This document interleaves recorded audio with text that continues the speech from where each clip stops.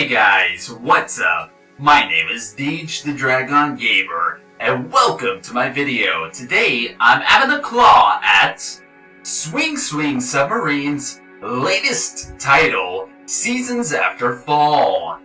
Now, for those of you that have no idea who this developer is, shame on you.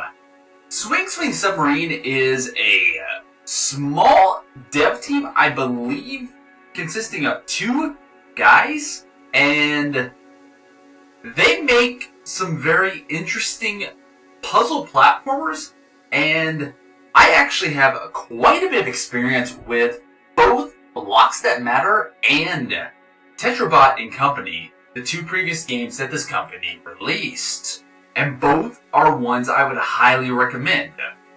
Because of that, I am biased, but let's go ahead and begin, because this game is definitely a drastically different beast than anything else that they have made.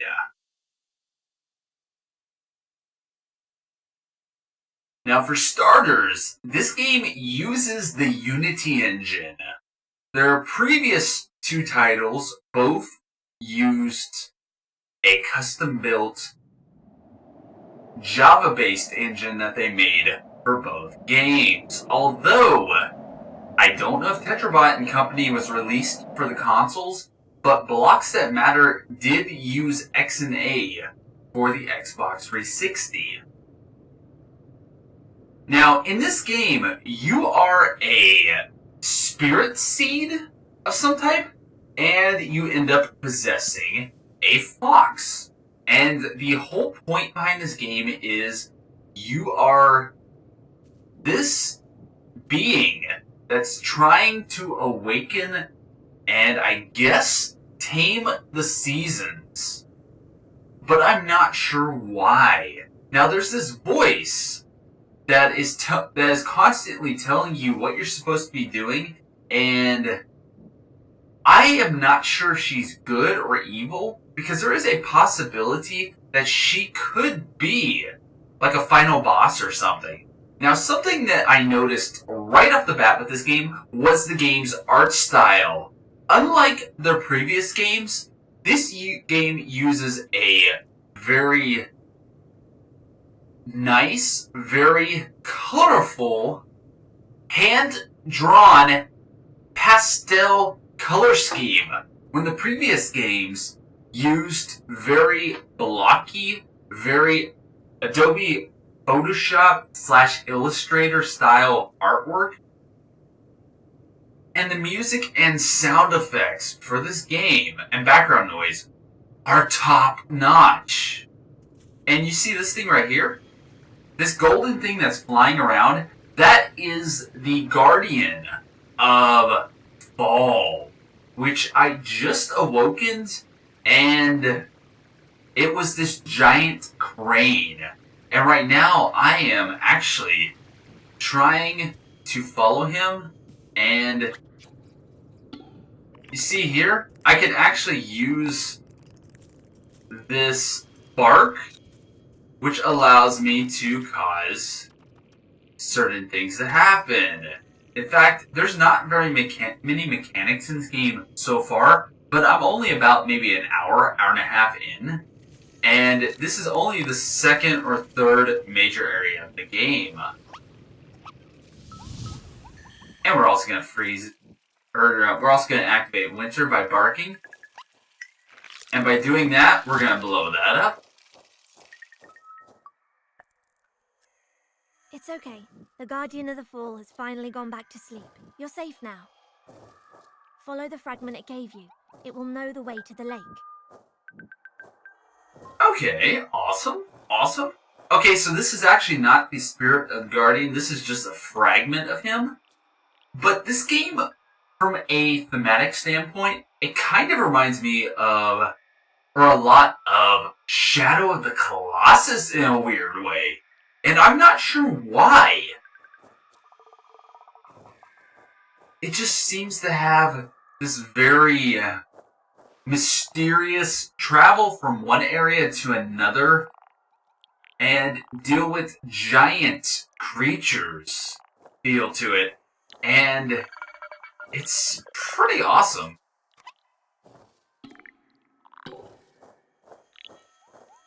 Now the question is, how do I get up there? Because I don't think I'll be able to get up there from here.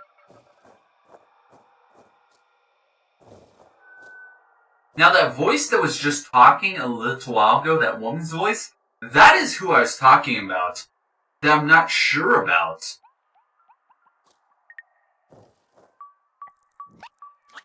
Come on, fragment. Let's go and make it fall again.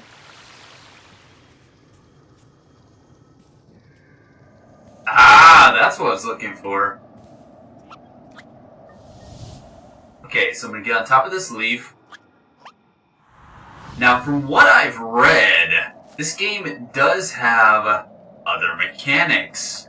Like, eventually you'll be able to change the seasons on the fly using different buttons. Now, this game does have both keyboard and mouse and gamepad support, and from what I can tell, both are pretty damn good, although the keyboard controls are a little bit weird. In fact, let's go ahead and see what I can do. And never mind. I'm thinking of a different game. I don't play this game, or I don't play platformers very often with keyboard and mouse, but this game actually, never mind, it actually does have some decent controls. You use the WASD keys to move, the left, right, or use the W, A, and D to move. W is how you jump, although I've noticed that if you're wanting to move or jump left or right, you have to hold it while pressing W. If you don't, what will happen is you won't be able to actually jump while in mid-air, which is kind of strange.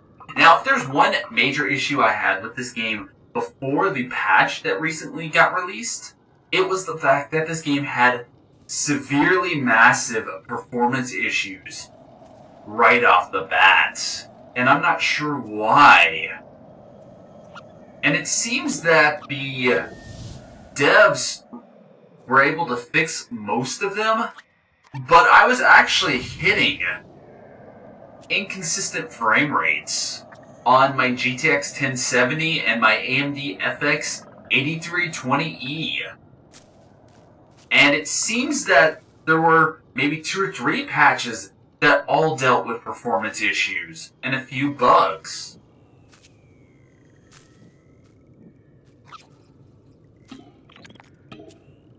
Okay, so I need to awaken you guys.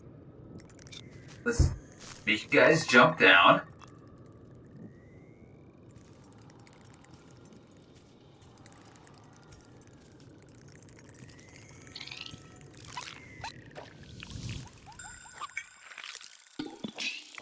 That was not what I was trying to do. That was kind of a waste of my time. But, come on. Come on. Hey, come on. I need you to go that way. There we go. Now, another problem I have with this game is sometimes I've found that it's actually kind of hard to see where the fox is, especially in the beginning areas of the game.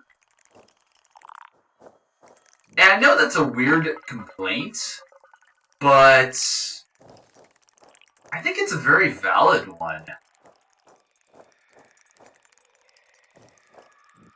And what I mean by that is sometimes what would happen is the fox would kind of blend in with the background colors, and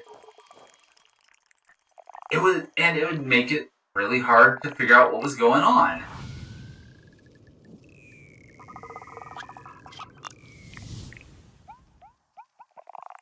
Okay, I've got an idea. So what I'm going to do is I'm going to chase this guy down.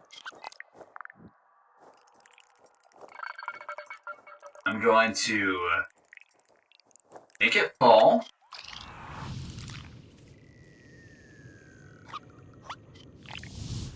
And then what I'm going to do is I'm going to chase you down. Okay, that makes sense.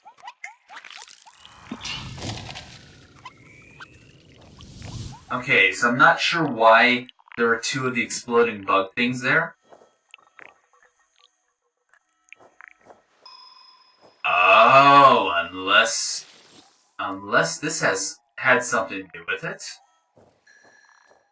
Now, something that Swing Swing Submarine has been really good at is their show but don't tell style of mechanics. Or what I mean is, what they do is they like to show you how to play the game through you experimenting, instead of actually having a straight-up tutorial. I have never really been a huge fan of tutorials in games, unless it's of a genre that is not really common,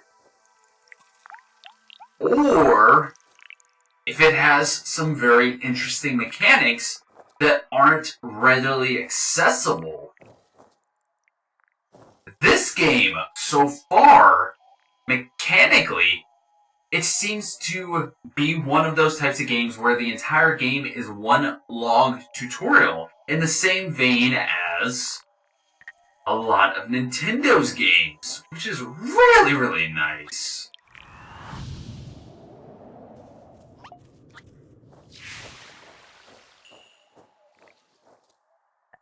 In fact, Blocks That Matter and Tetrabot and Company both did the exact same thing. And that was not what I was trying to do. Now, I'm about to call it quits on this recording, but so far, I really, really, really recommend this game. And I don't recommend sucking as bad as I do right now.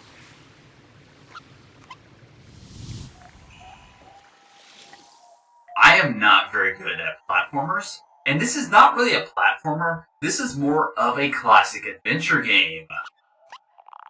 In the same veins as something like, I want to say Myst, in a weird way.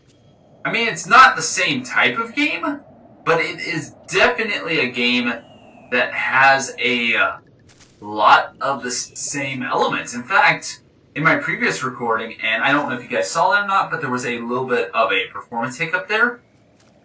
But in one of my previous recordings, because this is not my first recording of this game, I was actually talking about how this game actually really reminds me a lot of a walking simulator. Because mechanically, its mechanics are extremely simple. And also, this right here is actually really cool. I just don't know where. Oh, okay, I see. There's the pulsating sack thing. And this thing right here shoots out a snowball,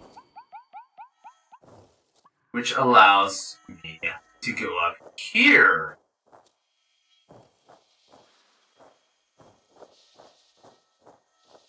Okay, so also, this game actually does have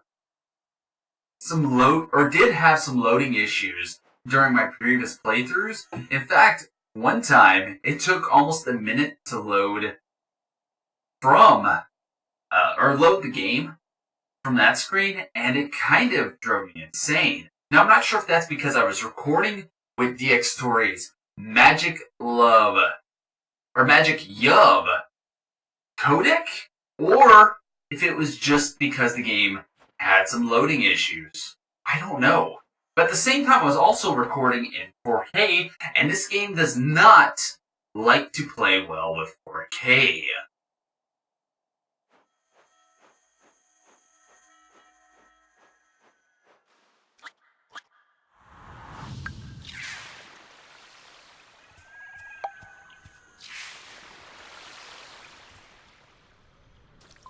Oh, okay, so there's some water there.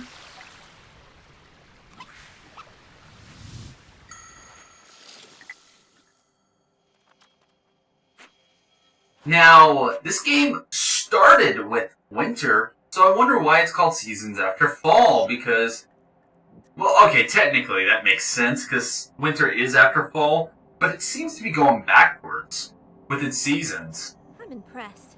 You're pretty brainy for such a little seed. And you'll see, once you've absorbed this second fragment, you'll be even smarter. Oh, I just noticed that. Also, I just noticed that you slide on ice, which is really nice. In fact, in their previous games, Swing Swing Submarine had some really good physics. And I think they actually built the physics engine for the first two games themselves. And I'm guessing this game just uses the straight up Unity physics engine, but it's possible that they might have developed their own physics engine anyways, which is really nice. But I love how this game has some realistic reflections.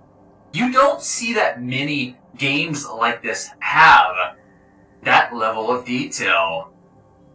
And you can actually see the reflections of the snow, even though some of the snow is clipping through the ice, which is kind of bizarre and a little bit nitpicky, but that's really cool. Okay, so I'm going to go ahead and finish up this area, and then I'll call it quits on this video, because I think I've played enough of it, or played enough of this game, to give a pretty damn good impression. Now, this game is $20 on Steam, and like I said, I would highly recommend it. And that right there, I'm not sure what that's about, but that looks like some a swirl of crane feathers.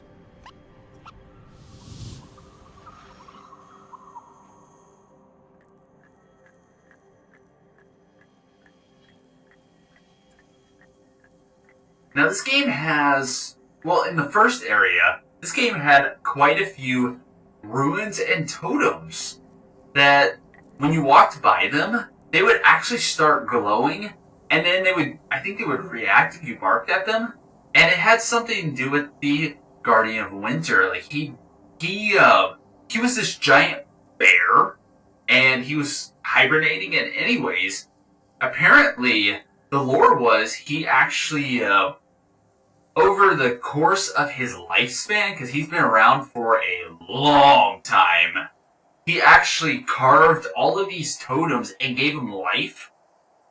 He carved all of them out of giant boulders he pulled down from the mountains. But the thing was, it took him so long to carve them because he was always sleeping. He would wake up, carve one, or start carving one, and then he would go back to sleep.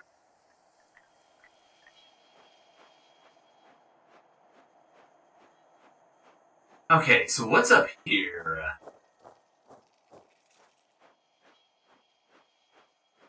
Okay, so we're going to the next area.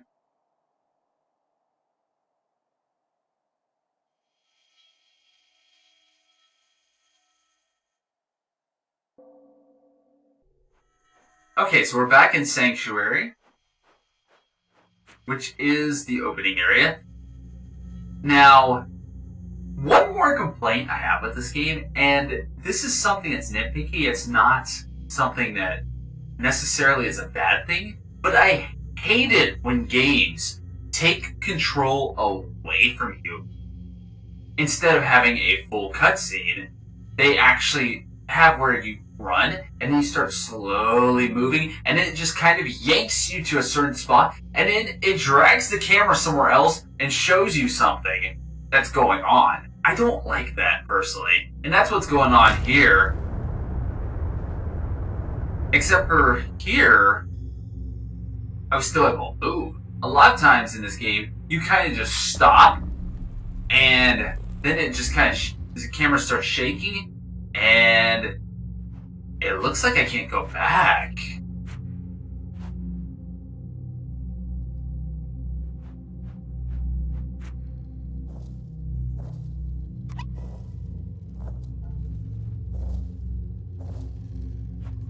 Now, I am not sure what's up with the flowers, but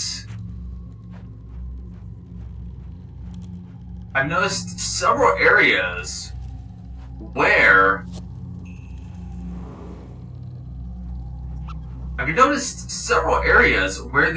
there are these flowers, or there are these flowers that you run through and they come to life. I don't know what that's about.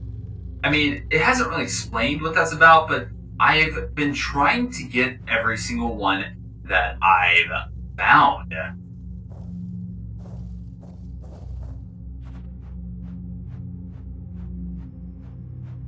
Now, you guys may or may not notice it, but there is a bit of stuttering right now, right here. In fact, my frame rate keeps fluctuating from 60 down to about 45 for no reason, and I'm not sure why it's doing that. That's part of the performance issue. That's part of what I meant by this game had some performance issues, and there's not a massive amount going on here, except for what's going on in the background. So maybe that's what's going on with that. And also, we're about to come out of the fox, and it's about time to chase down this orb, or this seed, or this fragment, and use it. Maybe? Or am I about to actually capture it? Okay, there we go. Never mind, I just captured it. This wasn't as difficult as the previous one. The colours, the smells. It is truly my favourite season. We could enjoy this moment if only your fox would keep still. I don't think he likes us using him to do this, but he's the only animal we have available. We're only halfway there, so he'll have to put up with us for a while longer. Maybe you should try to reassure him. I love the cutscenes here. And where's the fox at?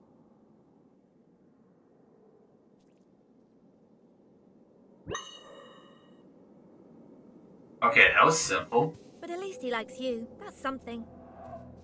I promised you, little seed. Now you have absorbed 2 seasons. You can invoke them at any time. Each season is unique and transforms everything around it. Don't hesitate to use the power of the seasons anywhere and as many times as you want. So, little seed, which region would you like to explore now? You're spoilt for choice. But may I make a suggestion? You could use the power of the seasons to reach the entrance to this cave. But it's just a suggestion. You can go anywhere you want. Awesome.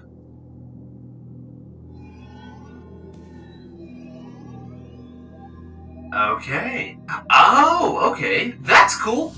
So that's how you change the seasons. Okay, so you can't just change them on the fly. You have to actually hold the right bumper and select which season you want it to be. So you can't just spam it. You actually have to take care to not just use it. That is really, really nice. Now, I don't know how far that mechanic will go, but that will be for another time, because I do plan on finishing this game. I don't think I'll record any more of it, because I've shown off enough of the game, in my personal opinion, to give you guys a good impression of what it is and what it isn't. Well, I thank you guys for watching. If you guys liked this video, please feel free to click that like button down below. It's right over here. If you didn't like this video, please click the thumbs down. Also, if you want to, please subscribe to my channel, because I do plan on doing more content like this. I thank you guys for watching, and I hope you all have a wonderful night. Bye!